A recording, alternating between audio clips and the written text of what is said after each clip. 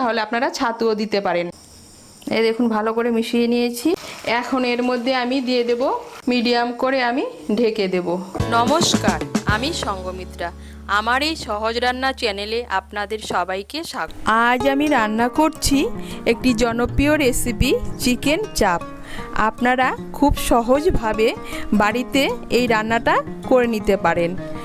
আপনাদের যদি এই রান্নাটা ভালো লাগে তাহলে লাইক এবং শেয়ার করবেন, আর রেসিপিটা যদি ভালো লাগে অবশ্যই কমেন্ট করে জানাবেন।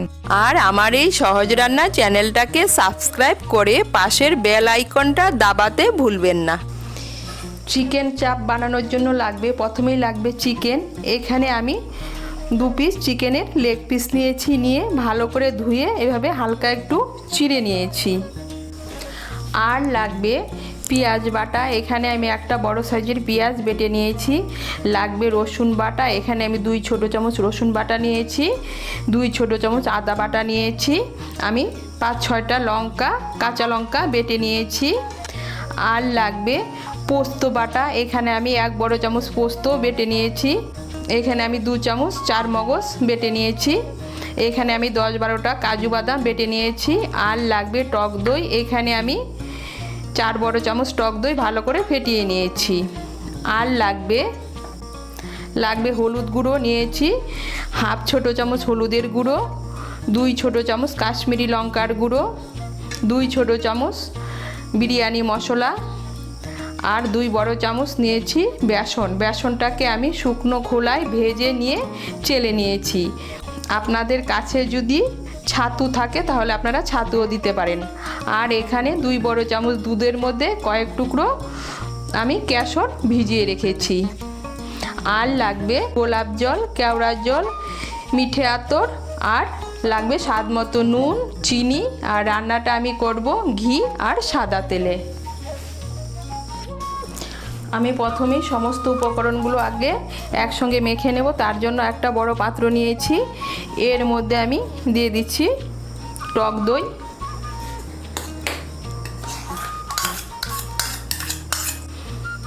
দিয়ে দিচ্ছি পেঁয়াজ বাটা, রসুন বাটা, আদা বাটা, কাঁচা লঙ্কা বাটা, পোস্ত বাটা,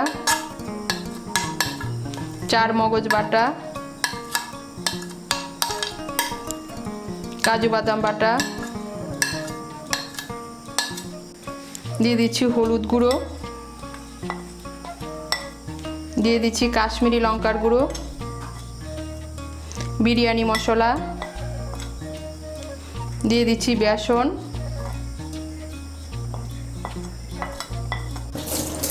দিয়ে দিচ্ছি স্বাদ মতো নুন,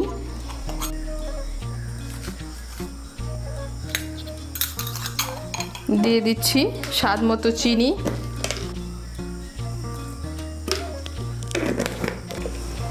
দিয়ে দিচ্ছি 1 বড় চামচ সাদা তেল,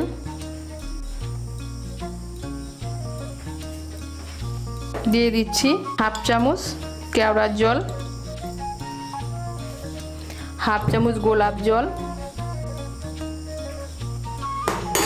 দিয়ে দিচ্ছি 1 ফোঁটা মিঠা আতর। এখন আমি সমস্ত উপকরণগুলোকে ভালো করে আগে মেখে নেব। এই দেখুন সমস্ত উপকরণগুলো আমি ভালো করে মেখে নিয়েছি। এখন এর মধ্যে আমি চিকেনের পিসগুলো দিয়ে দেব।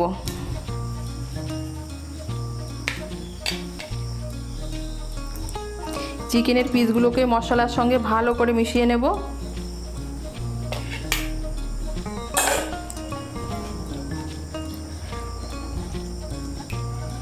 এই দেখুন ভালো করে মিশিয়ে নিয়েছি।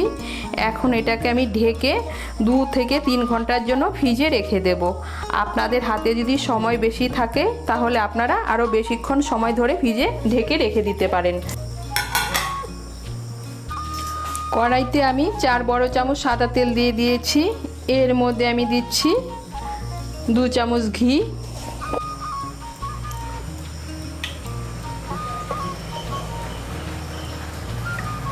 তেল আর ঘিটা গরম হলে প্রথমে এর মধ্যে আমি চিকেনের পিসগুলো ভেজে নেব।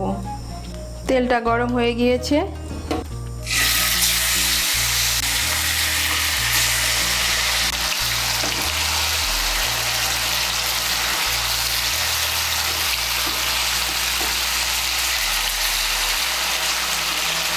এই দেখুন, আঁচটাকে মিডিয়াম করে আমি চিকেনের পিসগুলোকে ভেজে নিয়েছি। আঁচটাকে মিডিয়াম করে চিকেনের পিসগুলো ভেজে নিতে হবে। আঁচটা যদি বাড়িয়ে দিয়ে ভাজেন তাহলে তেলটা পুড়ে যাবে আর মশলাটাও পুড়ে যাবে। এখন আমি এর মধ্যে দিয়ে দেব বাকি মশলাটা।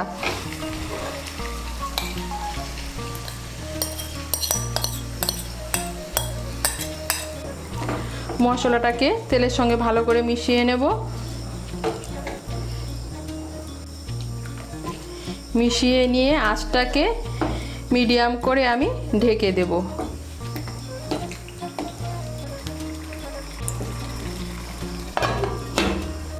আঁচটা মিডিয়াম করে আমি 2 মিনিটের জন্য ঢেকে দিয়েছিলাম। এখন একটু নেড়ে দেব, নেড়ে দিয়ে আবার ঢেকে দেব আঁচটাকে মিডিয়াম করে। এই রান্নাটা আঁচটাকে লো মিডিয়াম করেই রান্না করতে হবে যতক্ষণ না পর্যন্ত চিকেনটা সেদ্ধ হচ্ছে। আর এর মধ্যে আলাদা করে আর কোনো জল দেব না। এই মশলার আর চিকেনের যে জল বেরোবে সেই জলেই চিকেনটা সেদ্ধ হবে। আবার আমি ঢেকে দেব আর মাঝে মধ্যে ঢাকনা খুলে নেড়ে দেব যতক্ষণ না পর্যন্ত চিকেনটা সেদ্ধ হচ্ছে। আঁচটাকে লো মিডিয়াম করে আমি ঢেকে দিয়েছিলাম চিকেনটা সেদ্ধ হওয়া পর্যন্ত। আর মাঝে মধ্যে ঢাকনা খুলে নেড়ে দিয়েছিলাম। মাঝে মধ্যে ঢাকনা খুলে নেড়ে দিতে হবে, না হলে তলায় লেগে যাবে। এই দেখুন, চিকেনটা আমার একদম সেদ্ধ হয়ে গিয়েছে। আমার চিকেনটা রান্না করতে সময় লেগেছে 20 থেকে 25 মিনিট। এই দেখুন, চিকেনটা একদম সেদ্ধ হয়ে গিয়েছে। এখন আমি আঁচটা বাড়িয়ে দেব। বাড়িয়ে দিয়ে এর মধ্যে দিয়ে দেব দুধে ভেজানো কেশরটা।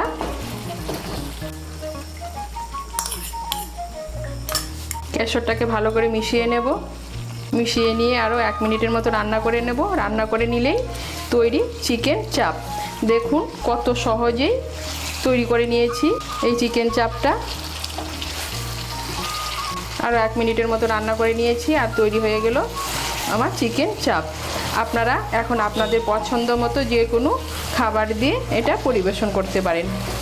এখন আমি গ্যাসটাকে বন্ধ করে আরও 1-2 মিনিটের জন্য ঢেকে রেখে দেব। 1-2 মিনিট পর ঢাকনা খুলে তারপরে পরিবেশন করব।